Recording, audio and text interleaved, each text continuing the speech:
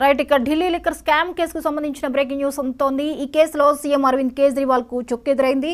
మధ్యంతర బెయిల్ను మరో వారం పొడిగించాలని కేజ్రీవాల్ దాఖలు చేసిన పిటిషన్పై అత్యవసర విచారణ చేపట్టేందుకు సుప్రీంకోర్టు నిరాకరించింది. రెగ్యులర్ బెయిల్ కోసం దిగువ కోర్టును ఆశ్రయించాలని సూచించింది. కాగా ఎన్నికల ప్రచారం కోసం కేజ్రీవాల్ కు మే 10 నుంచి జూన్ 1 వరకు మధ్యంతర బెయిల్ ఇచ్చింది. జూన్ 2న సరెండర్ కావాలని స్పష్టం చేసింది.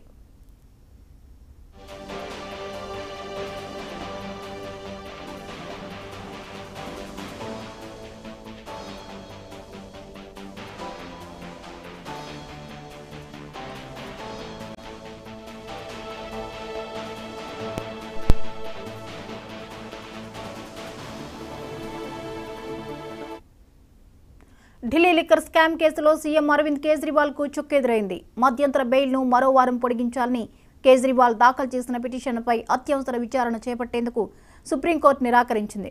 రెగ్యులర్ బెయిల్ కోసం దిగువ కోర్టును ఆశ్రయించాలని సూచించింది. కాగా ఎన్నికల ప్రచారం కోసం కేజ్రీవాల్ కు మే 10 నుంచి జూన్ 1 వరకు మధ్యంతర బెయిల్ ఇచ్చింది.